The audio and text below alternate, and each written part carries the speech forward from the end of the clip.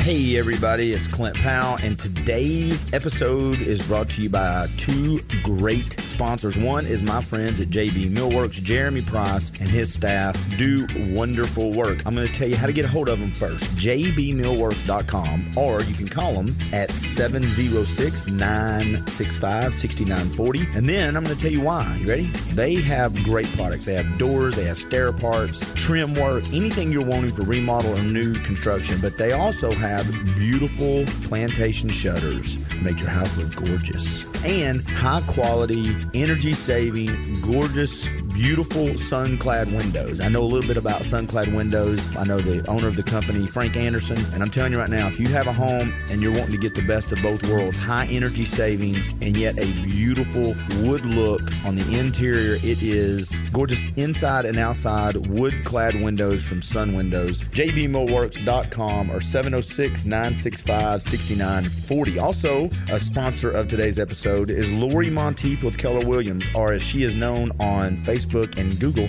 Team Monteith. Lori started in the real estate industry back when everybody was getting out of it with the great economic downturn. She made the most of it. She pulled through. She does business the right way. And in a world where there's all these multiple offers, houses are not staying on the market long, you're wanting to move or you're wanting to sell, you need someone who has a track record of getting things done. Find out more about her. Team Monteith is on Facebook. You can also Google Lori Monteith, but you can call them at 315-0042, 423-315-0042, or you can find out more at findchattanoogarealestate.com.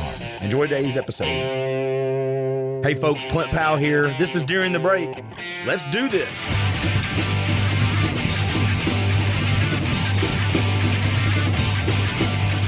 Hey, welcome to During the Break podcast. I'm your host, Clint Powell. Do what I always ask you to do. Rate us, review us, share us, help us grow the podcast. And thanks. And I was in the middle of telling the gentleman I'm about to introduce you to as my guest today about this other podcast I listened to. But we've been talking for 30 minutes because we haven't seen each other in a while. So we've been catching up. And I thought, you know what? Let's just talk about it on the podcast. Buddy Curry, how are you, sir? Great, Clint. So glad to be here with you. Well, and we've talked, but we haven't seen each other in at least probably 2 years. I know you come to town for your football camp, but we haven't seen each other in probably at least a year and a half. Well, you will remember this, but you were our camp director here for a few years. Oh, yeah. And we were in constant contact, if you will, and you helped us kind of grow this thing. So being our 10th year in Chattanooga. I think I was part of it the first 7 years. And then last year I wasn't. And the year before was a transition period in my life. So I backed out intentionally that year. I was like, I didn't have much to offer the team. But it is a 10-year camp, kids and pros. Let's just jump off there real quick. And then I will remember. I'm going to write it down. Watch this. The good thing about a podcast is it's all natural. I'm going to write down to talk to you about podcasts. Tell everybody what Kids and Pros football camp is. And as you start that story, tell everybody why you're teaching football. In other words, your resume a little bit on what you've done. So official mission of Kids and Pros is developing character and skills through athletics. In other words, we want to build strong young men and women through athletics. Now, being an 8-year NFL player with the Falcons, I played football from age 7 to 29. So that's 22 years with my calculation. Yeah. I had a lot of experiences, and I understand kind of the way life goes at 61. And a big part of that was my experiences playing football and playing all different kinds of sports, but specifically football. So when I had a chance to reconnect with Bobby Butler back in 2001, and I saw these young kids looking up to him when he was coaching them, and they're like starry-eyed, I said, Bobby, man, what we can do is we can really impact families and communities with a football camp or football camps. And so in 2002, the next year, we did one football camp and kind of in the hood in Atlanta area. The next year, we did 2. And here we are 18 years later, and we've done over 300 camps and clinics all over the country. And how many will you have just this year? Now, because the clinics are more of a 1 day, right? Correct. Camps are 3 days, 2 to 3 days, maybe 4 days in some places. That's correct. Yeah. So we'll have a total of 40 camps and clinics. And over the summer now, we'll have 26, and that's in a 61-day period. So, and we're not talking about just Atlanta, Georgia anymore. How many states are you in now? Well, this year we'll be in 13 states. And we just got back from Montana. Now, you know what? And when we first started working together, I think you were in 4 or 5 states, maybe then. Maybe. But yeah, it's just grown so fast. And, and here's why, and I'll throw this out there, and then I want to talk about football and life and podcast and camp. But because it's not about football, and I know that sounds, counterintuitive, you're using football as a tool to really get inside the kids because that's a way to open the door and for parents. But the camp's changed. The camp doesn't look, when we first started, it was a 4 or 5 day camp. You weren't part when we first started of the Heads Up, the initiative. I don't think it had started at that time. And so now your camp also has kind of changed the way it looks completely. That is correct. And maybe not totally completely, but, we still will do either 3-day and sometimes 4-day camp, but it's only 3 hours a night or an afternoon, or we'll do a 4-hour clinic. And but it's still the same in terms of you have an opening. We introduce the kids and the parents to the character principles. We have 5 principles: sportsmanship, integrity, excellence, perseverance, and teamwork. Right. Then we get them on the field and we get them going to the stations, and they'll do the basic fundamentals. And at that time, that's when I take the parents off site. And we usually have a doctor to talk about concussions. We'll teach them how to fit a helmet shoulder pad correctly. And then we'll teach them how to, we're doing contact now, which is no longer face involved or head involved. Now it's shoulder. Well, that's what I was talking about to kind of clarify myself. The one of the major differences, a major part of the camp now is teaching kids how to tackle appropriately. You were doing that from the beginning, but now it's actually the initiative, the Heads Up initiative. It's not lead with your head anymore like I was taught as a kid. It's lead with your shoulder. Well, football's changing and has changed immensely. I mean, when I look at how practices are run these days and how people play, I know Vince Lombardi and those guys and Bear Bryant are rolling over in their graves. It's like you just can't play like this. It's water breaks. Yeah, you give water breaks. But I tell you what, once you get on the field, it's the same game. There's so much passion. Well, and I'll give a plug to the camp. I've seen a bunch of camps, and they're good camps in every market. So it's not like you're the only great camp out there. But I'll say something that I think makes your camp stand out is the partnership you have with coaches that come on and don't. The other dads out there that are like me, don't take what I'm about to say the wrong way, because yes, we can coach our kids. There you go. But the level of coaching, we have ceilings. People like me have ceilings. You have coaches on the field that are local pros, guys that have been there, done that like yourself, people that have played in college. So they're not handing down things that we learned incorrectly. They're handing down things they've actually applied. Well, that is true. That's a big difference. But the other part of that is that we're not going to train Division I athletes in this camp. Right. This is a camp where every kid can come. It's free for everybody. And we have NFL players teaching and coaching, but they're basic fundamentals that you do over and over again. And if you want to be great in life, you do simple things over and over again, and you create what they call muscle memory, and it's inculcated, and you just kind of do what you do. So you do the small things and the fundamental things well, and it'll help you be successful. And I think your coaches, and I'll ask you, but it's almost like I watch your coaches deal with these kids, and if you're a great athlete, you're a great athlete. It's the kids that may not be, you may not point to them if a Clint Powell guy and go, that's a great athlete. Watching these coaches take those kids under their wing through the camp and really give them attention. You have seen it. I've seen it locally here in Chattanooga camp. I've watched kids come in at 9, 10, 11 years old and get the emails when I was involved with camp. 3 years later, oh, by the way, my son's getting to go play college now.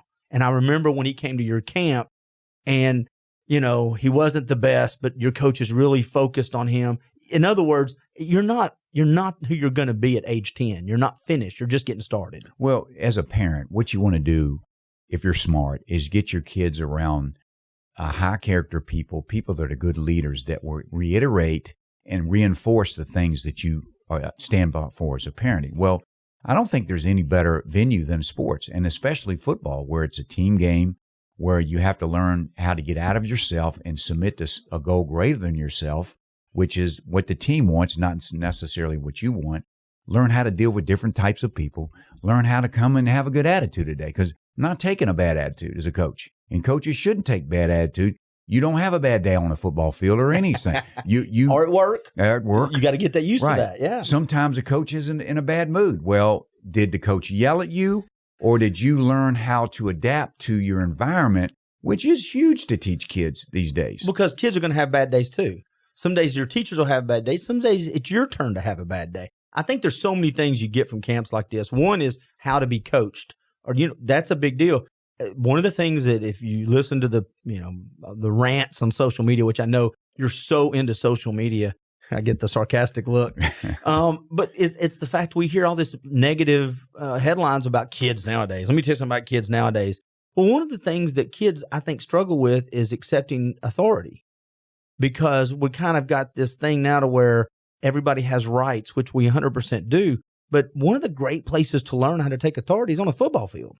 Oh, boy, you had a great subject there, because when the bullets start flying, I'm not really interested how you want to do whatever you want to do. I need you to go to this place, and I need to keep your head down because I want to save your life. Well, if I have to explain everything in great detail to you, you're not going to be really have the time in order to respond and react to what is happening. So in football, we're going to run a play right here. And I'm not really interested in how you want to step with this foot or step with that. No, you're going to do this way because we have to be successful. And you have to submit that and not really interested in ideas or a lip from you. Yeah. And once you do that, once you execute your particular plan and your particular part of it, and then you're successful, then you learn, hey, maybe if everybody does their job, maybe my family can be successful. Maybe I can be successful as a leader of a family or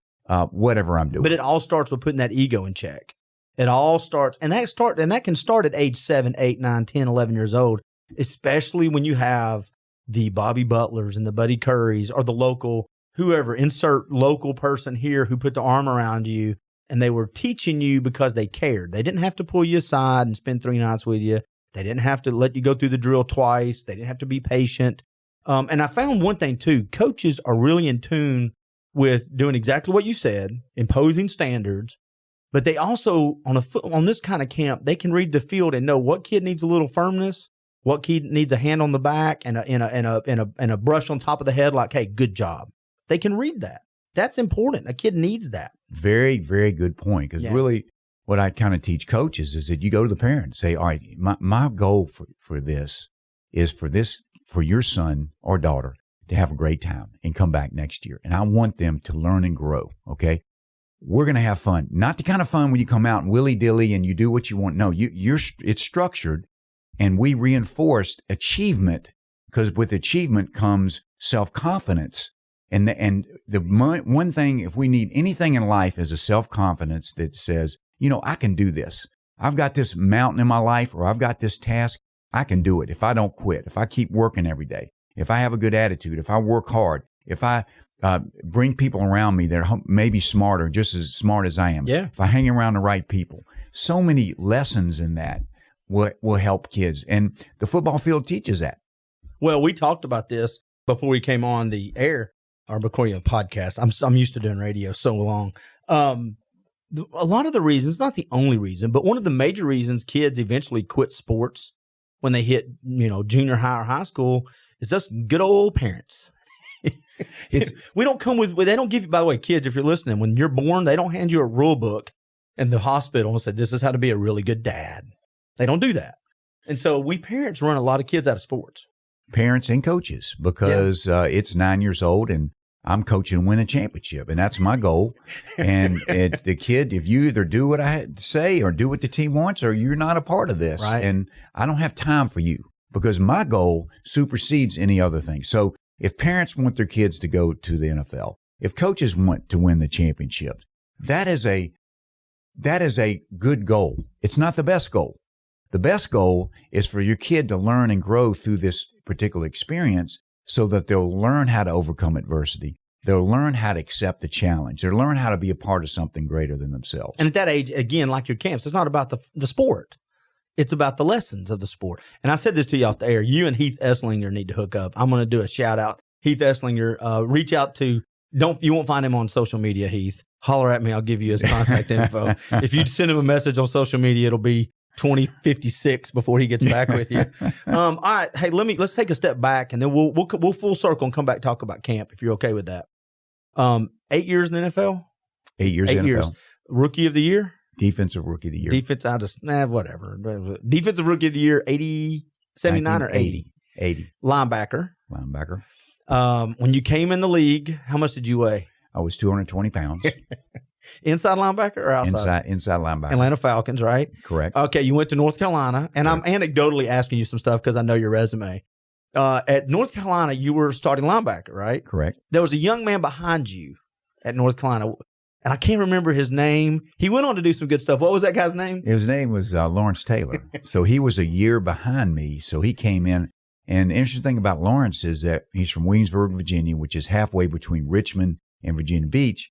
And he had two offers coming out of school. He could have either gone to Richmond, University of Richmond, or North Carolina. Right. And so at the time, we had a lot of players from Virginia that went to school at North Carolina. And when he came down and said, I think I'm going to go to Richmond, they were all over him because he was 6'3" and he was 175 pounds. You could tell was he that thin? Yes. Wow. And you could tell he's athletic. Now, hey, to your audience, he was not LT when he was there.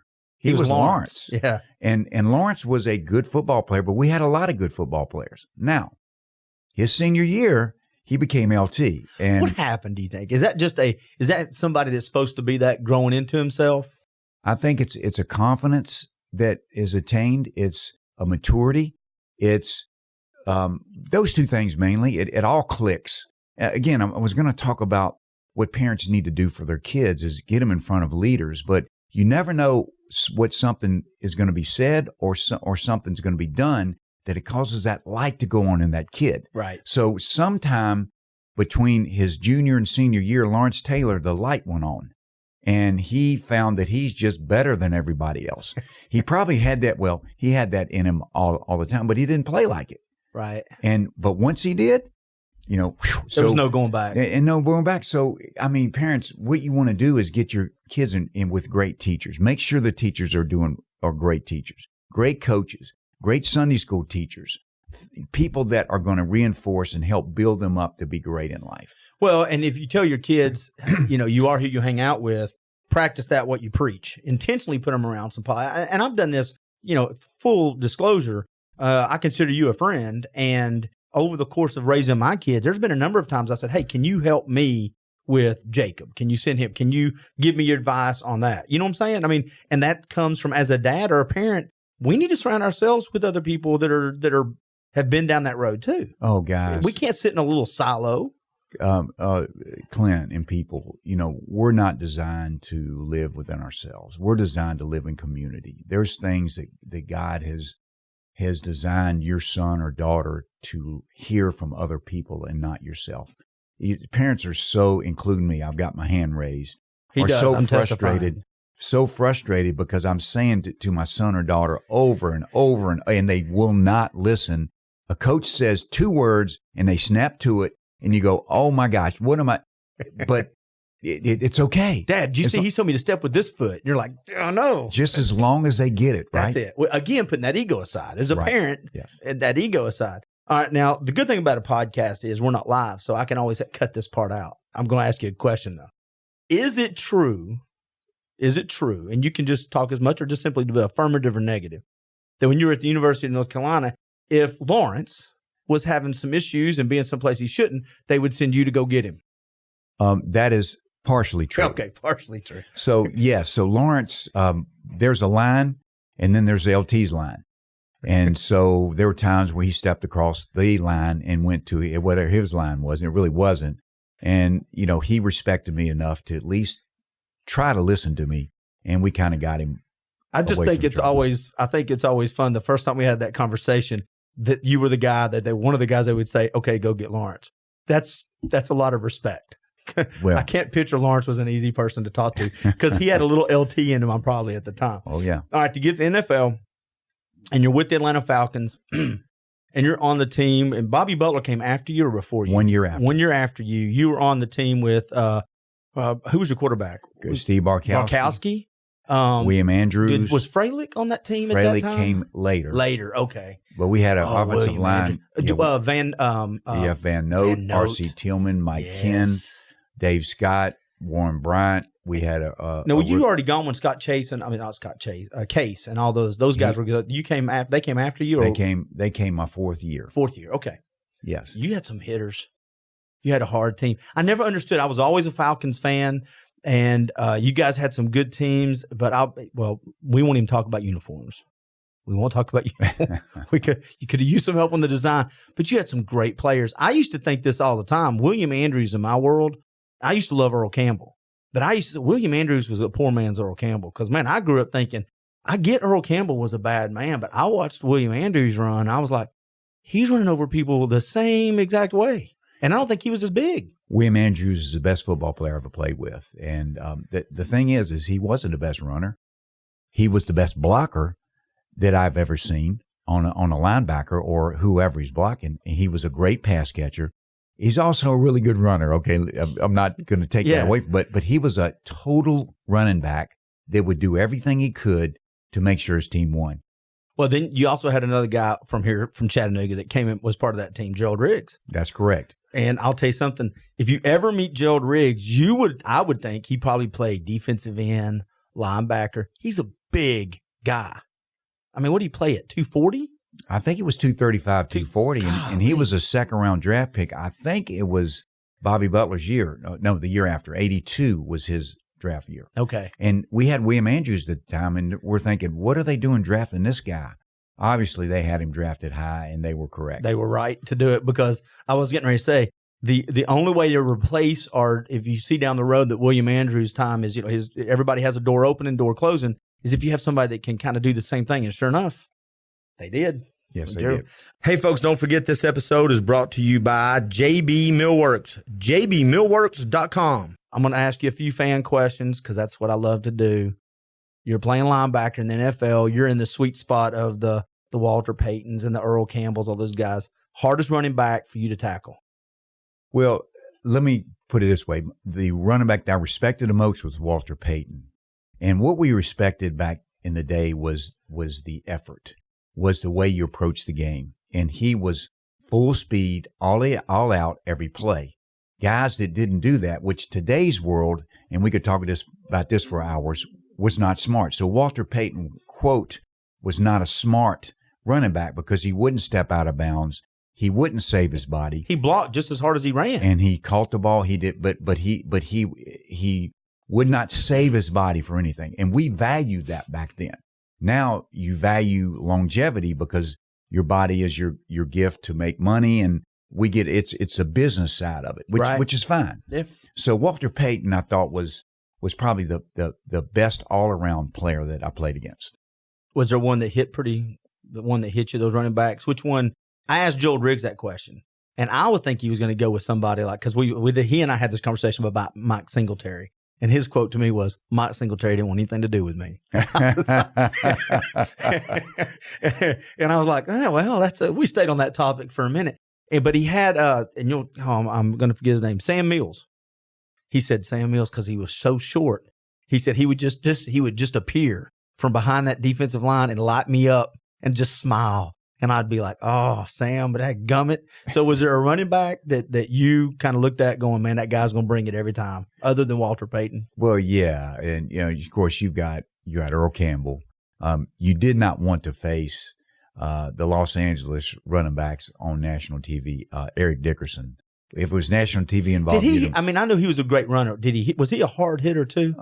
He was so graceful and so fast that all he needed was a crack. And then he was through the hole and gone.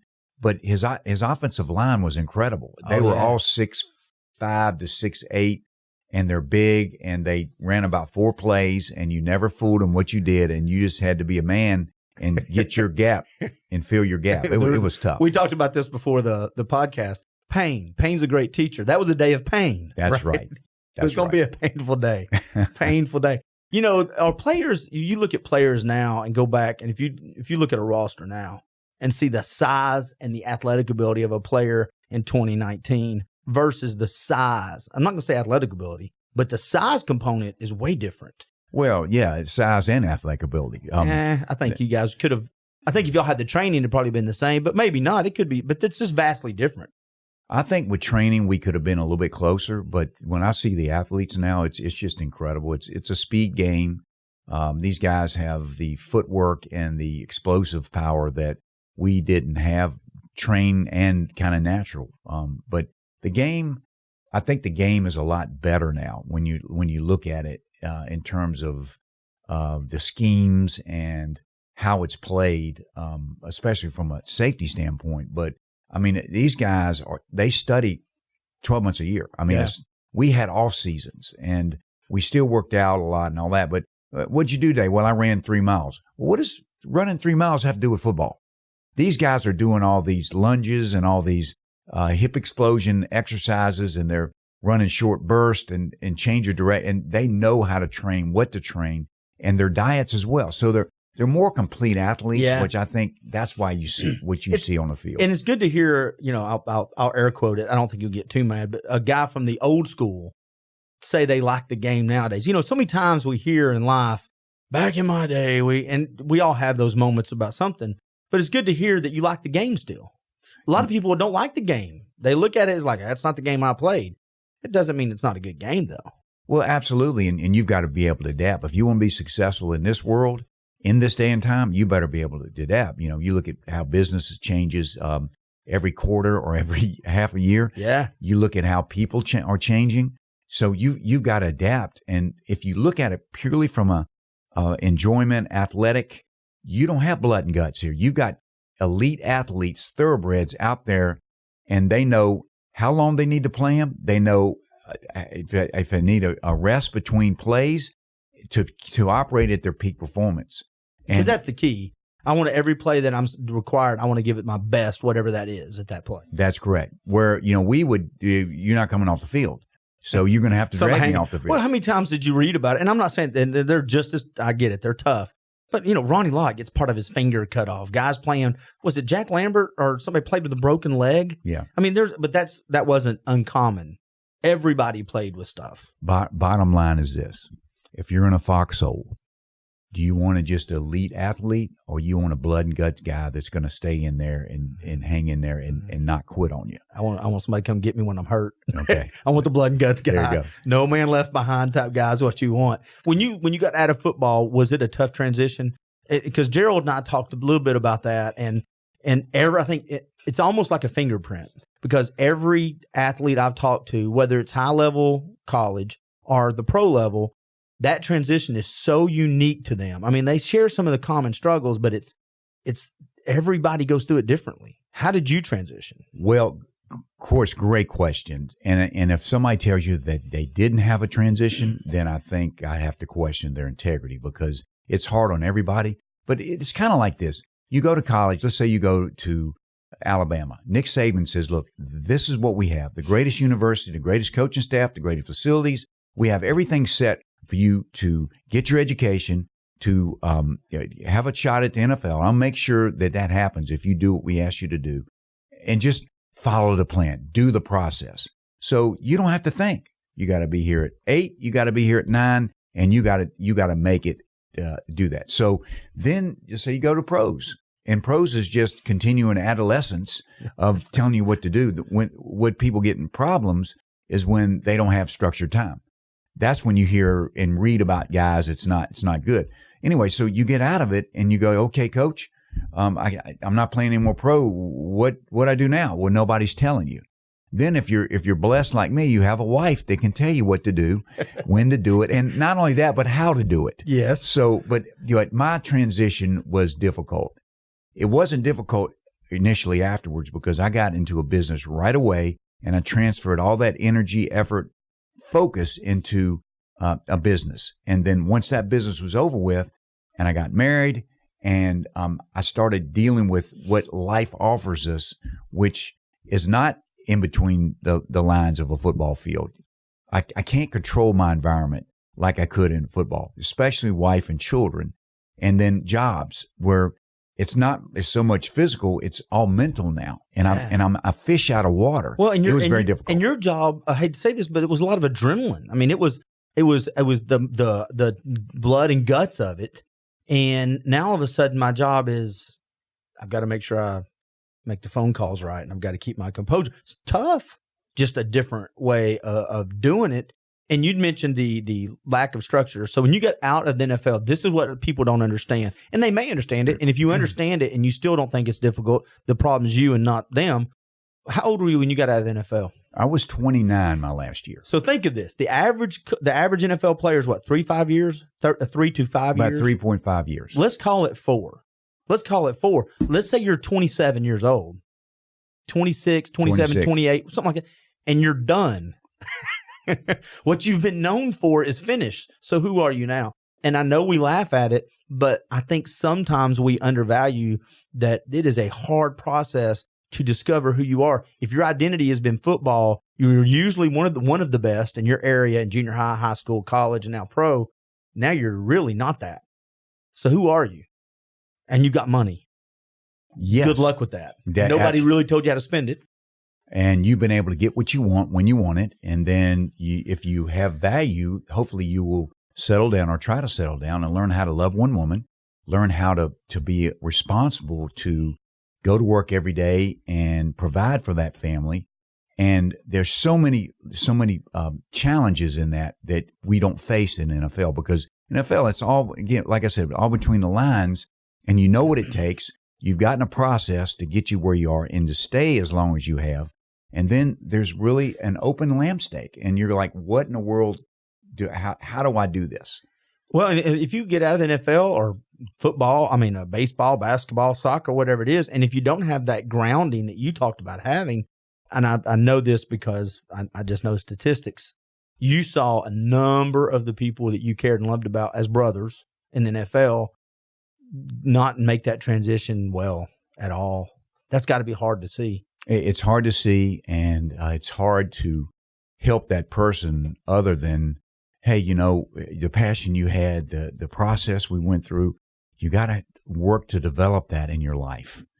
And that if you transfer that same passion, work ethic, attitude, all that to whatever you're doing in life, then I think you can be elite in whatever you do. So my life right now is that I want to be the greatest man, the greatest husband, the greatest father, the greatest businessman, the greatest friend. I want to do it all. And when the crisis hit for me, I realized I was none of that. Even though I could hit a 300-pound guy and I could run down a running back and was leading tackler and I did all these things, but I wasn't real good at life. And so I was chopped down to the lowest level.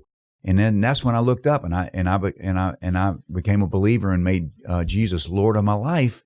And he helped build me little by little to have the strength and the wisdom to attain the things I am now. That's awesome. When you were making that transition, then we'll make this a happy podcast again before we talk about the camp. When you were making that transition, did you hear the words of, because I'm going to try to pull it back to the coaching part of it. Did you hear words of past coaches? When you were going through that transition, can you look back on the coaches that actually they represent the good things you talk about now that actually stood out and like, okay, I'm struggling, but were there voices from the past that you could call on, or was your life kind of just had great football coaches, but they really weren't instilling these principles you're trying to instill now? In other words, are you trying to be something you didn't have, or did you have great coaches that taught you some of these things? God, great question, because I was devastated. So when it all came crashing down on me, I was devastated. What I was doing was not working. So the things I'd learned in football, which are a lot of things that were good, the application of them was not working. I had to learn how to love. I had to learn how to accept people. See, in NFL or college, if somebody doesn't make the standard, they'll get rid of you in point whatever second. NFL, not for long, right? Yeah, that's right. So you had to make the standard. Glavin, I think, said that, didn't it? Yeah. Glanville. Yeah, Glanville. I'm sorry. So I knew how to do that. I knew how to but life isn't like that. People, not everybody is at the level of understanding life that way in terms of, I want to be a high achiever in whatever I do. So I had to kind of be broken down to say, okay, I've got these intangibles, which is I'm going to work hard. I'm not going to quit. I'm going to work to overcome adversity. But the way that I've been doing it, I can't treat my wife like I can treat the offensive lineman I'm hitting against, right? Yeah. Or the people that I knew before, how I had relationships, which was really all about me. Hey, let's be honest. It was all about me versus giving myself up for somebody else and getting out of myself and therefore receiving the kind of reciprocity that comes from that. You go from one day having your laundry done for you to the next day having to help do the laundry. Exactly. It's a big difference. It's a big ego swing right there. I had to be humbled, and I had to learn a new way of doing things. And for me, Clint and audience, it was about learning about the biblical way of living life and being taught that from a biblical standpoint, and then applying that. And over time, it has overwhelmingly brought unbelievable results in my life. Well, but so let's go back to that last question. Did you have coaches trying to teach you that as you were coming through the standards? In other words, from high school to can you look back on your coaches going, there were coaches trying to teach me what you're trying to teach kids now in Kids and Pros? Or is one of the reasons you got so into Kids and Pros going, I see a missing element? Or both. It can be both. That's true. I think coaches may have tried, but I wasn't listening. You weren't ready. We weren't ready. I wasn't interested in that. I was interested in being a great football player. What are you, a young kid or something? Were you just looking ahead to Friday night? What is that? That's true. I'm a linebacker, and we are totally focused. You go from looking from Friday to Saturday to Sunday. Absolutely. And now you're only looking at what in front of me. I'm not looking 20 years down the road. Did you like playing Monday Night Football? It was fine. Okay, I didn't know. I've talked to other people, and they were like, I hated Monday nights because it threw their routines off. It does. It throws their it basically affected 2 weeks.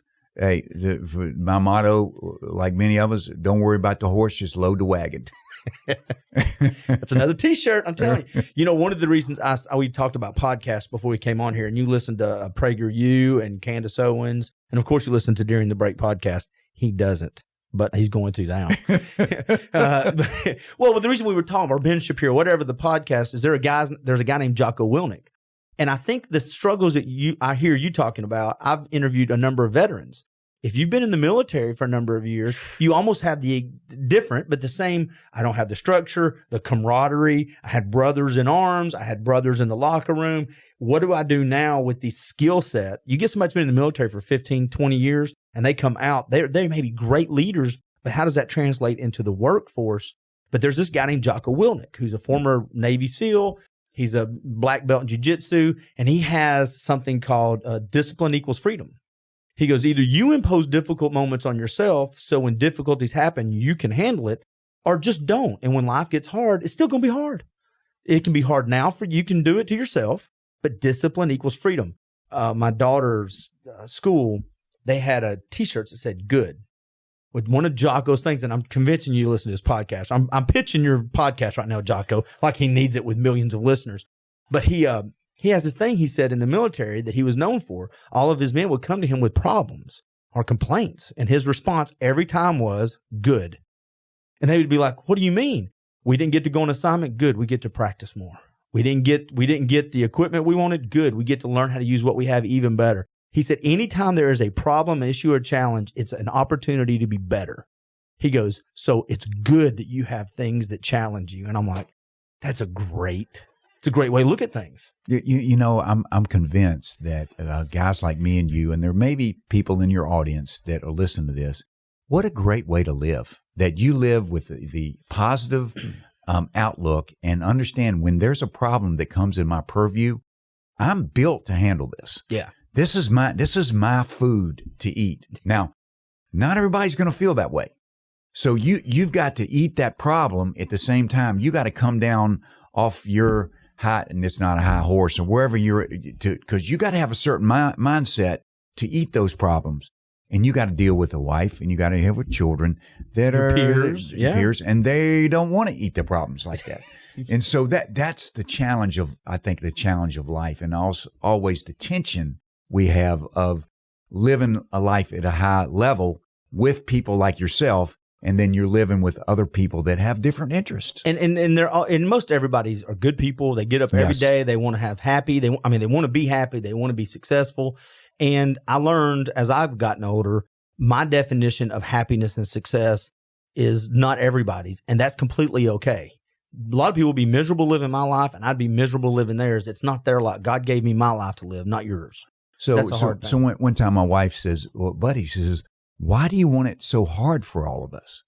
I said, honey, I'm not explaining it well enough. The reason why I do all these things, which you're talking about, little things, handling the problems, is that, look, I'm trying to not have problems. I don't like pain in my life. Yeah. But if something happens and there's an issue, we're not going to buy our way out of it. We're not going to not do it. We're going to face the problem and we're going to overcome it. So that's my philosophy in life. Yeah, there's two types of people, and I tell my daughter this all the time. I think sometimes challenges and issues bring it out of us. You don't know it's there. But I think a lot of people hide in the corner or hide in the closet from the monster, and there's other people that run in the hallway to go meet it. And I think you don't know. You can say you know who you are until the monster hits the house. You don't know. Until the bullets start flying. Until the bullets start flying. Yeah, you don't know. You don't know how that's going. Hey, folks, don't forget, this episode is also brought to you by Team Monteith with Keller Williams. Find ChattanoogaRealEstate.com. All right, so real quick, heads up, since the podcast isn't, there's no time limit. Is any of your sons still playing football? I've got one son at Georgia Tech. That's He's right. a fifth-year senior. Okay. And then I've got a daughter that plays volleyball at University of Kentucky. And she's also on the Pan Am games right now. The Pan Am team, right? Yeah, she plays at 6 o'clock tonight. I think, I'm not sure. I think it may be Cuba or something like that, yeah. But she's doing well. And what position does she play in volleyball? She plays libero, which is the different colored jersey. So she's a back row player. She's only 5'8". And when you look at her on TV, she's like a shrimp out there. Really? Because, these girls are 6'2" to 6'6". And they're just monsters, and they are great athletes. And she's a great athlete, but and she goes to Kentucky. And my daughter, who watches your daughter on Instagram, one of the two colleges she wants to go to if she had her preference, Auburn or Kentucky. Yes, and that's who she wants to.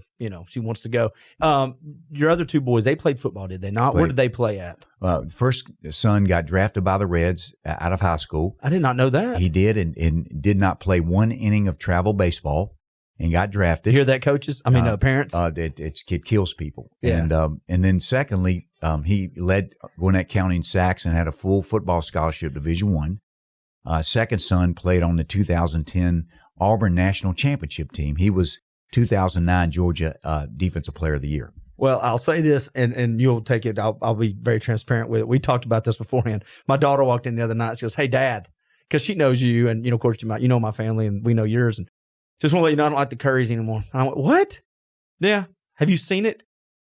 His daughter is now at Kentucky. This was when she went to Kentucky. I went, yeah. She goes, they're college football, pro football, volleyball. She goes, I just don't like them. Men are all cute and pretty. I just don't like none of them. I'm like, okay, we're cute and pretty. Whatever, Dad. I'll let you know. So that's funny, though. It's funny. One of the things I talk to parents about in our meeting is I talk about my family. My dad could have gone to any school in this country to play basketball or football. He was the real deal.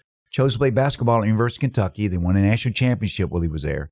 I did what I did. All my kids are Division I athletes. Everybody goes, I've even had ovations standing. And I'm going, wait a minute.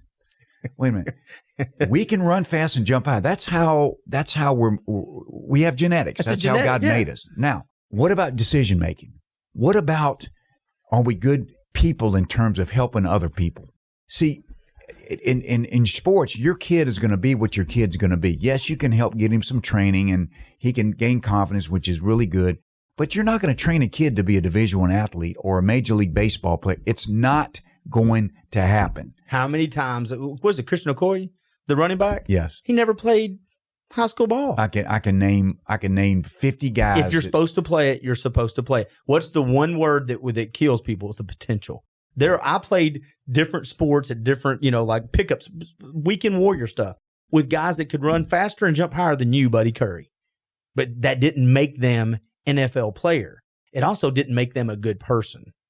And it depends on what you want in life. So you can have all the genetics in the world, but I love what you were saying. That doesn't make you good. You're going to be done at 26 years old. Even if you get everything you wanted, you're done at 26. How's your decision making? Absolutely.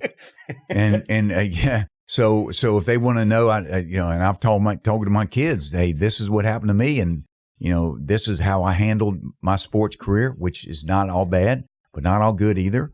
And this is the challenges I have. And I want them to be better than I am in terms of take who you are and grow that and build on the lessons that you hear from me and build on the life that I've tried to provide for you. Not giving them stuff, but the basis of this is how you approach life. This is how you have a relationship with your wife and children and business. This is a good perspective. Keeping your word, those Yes. type of things. And you know this, there's type of kids that learn by your mistakes, and there's types of kids who have to learn by their mistakes, even if you've told them. Again, we talked about this, and I'm assuming that you have some of each in that group. I know I do, amongst my kids. And being a dad, I'll say this, and then we'll talk about camp one more time. I think being a dad in my world is probably if I were to die tomorrow and everybody that came to my funeral, all 5 of you and the 10 bill collectors, if they were to say he was a good dad, I would consider that a successful life. What a great aspiration.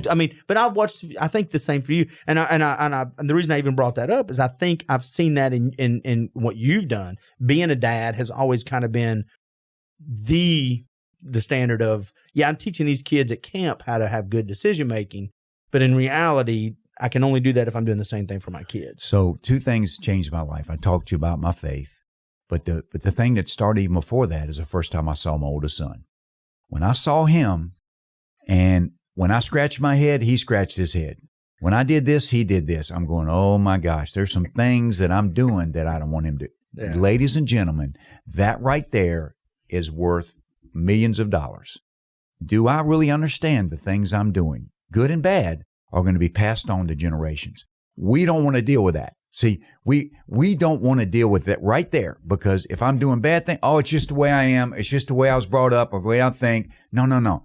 That's going to be passed down. And there's a scripture that says you sow to the wind and you reap the whirlwind. Yeah. You don't want to reap the whirlwind. And when the whirlwind comes, you can harden your heart and say, well, that's just the way it is. And he had a chance. Or do you do everything you can to change yourself and help your son or daughter through that when it comes? I think the loneliest time as a dad, at least the happiest moments I've ever had have been from being a dad.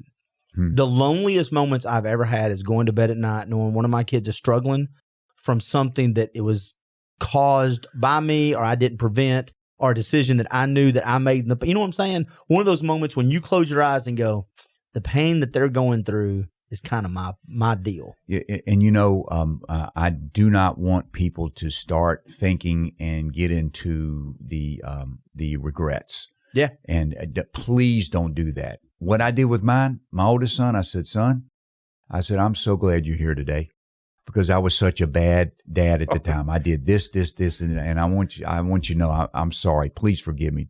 Dad, that's okay. And we've got a great relationship. Kids are resilient. Absolutely. But knowing that stuff, even before all this, was passed down to him. So he sees the way I am now, and hopefully he can get some nuggets from that as he grows and has struggles as well. I almost think it's like a coach. And I'm completely wrong. I may be completely off. Julie Bumgarner's listening to this going, it's not. Stop, Clint. Don't stop giving advice. But I think kids are humans. I don't know about forgetting. As long as there's certain sins you can't really forgive or forget. But if kids really see you trying with good effort and it's good intent and you have their best interest at heart, they get mistakes. As they get older, they are very forgiving of, my dad really tried, because they start understanding their own humanity. They look back at their dads and go, man, he was, I get that decision in 1988 may not have been the best, but he really tried. And I think it's almost a blessing to parents that God's given us when we kind of say, okay, the kids are going to be okay. My buddy, I said this 100 times. One of the best conversations I ever had was when, the flip of, was it 2014, the Mayan calendar thing, 2012, 2014, whatever the big Mayan calendar, 2012. And I thought, man, what if they're right? What if the world ends tomorrow and my kids, and I kept bringing up my kids, and my buddy looked at me and he goes, aren't you a Christian? I went, yeah, why? He goes, they're not your kids. And I go, what? He goes, you think you don't love, if you really believe in God, he probably loves them a lot more than you, don't you think? I go, yeah. He goes, he's got them. It's cool. whatever happens to everybody, and I'm like, oh. And, and I'm like, that's probably a pretty good lesson. They're not my kids. That is great advice. And my job's to take care of them as best I can. Camp. Now, I know you're here this week at camp, and Bobby Butler's still part of it, right? Yeah, so Bobby. And Robert Moore and Bobby Butler, Moore. myself, and we have a number of guys that live here in Chattanooga. Gerald Riggs, Swamby Settles, and Bobby Majors is coming this year. So is he really? Yes. Oh, that's awesome. Is Eric going to help you again? I know. We hope Eric's going to join us. Okay, because I know he's at the rival school. I didn't want to say it's like Eric Westmoreland. I want to make sure. So if you're listening to this anywhere around the country, we have two of the best private schools in the country, McCallie and Baylor. And so, one of them coaches, Twomby coaches at McCallie, and I think Eric coaches at, and I think Reggie Upshaw. Yeah, yes. He's still at Baylor, I think, too. Mm-hmm. Last year was really cool. Robert Moore sent me a text and said, hey, man, I'm sorry we didn't get to see you this year. And I thought that was very nice of Robert. So tell him I'll say hi. I'm going to try to come down there tomorrow night. I'm going to try to bring the kids. Well, tonight's the only night. So we moved it from a camp to a clinic. So I did not know that. Tonight from 5 o'clock to 9 o'clock. I had no idea. Yes. That's good. You'll have it packed out then. You'll have it packed out. Will you be doing more clinics here in Chattanooga? Or have you done another one, maybe 2 next year, or is it just one? We'll see. We'll see how we go, and you and I will talk about that. So. Yeah, I love the camp, Kids and Pros. Is it kidsandpros.com? Yes, kidsandpros.com. KIDSAND pros PROS.com. And they can always find you on social media. Just eager and willing and ready. Just you might as well try carrier pigeons and smoke signals.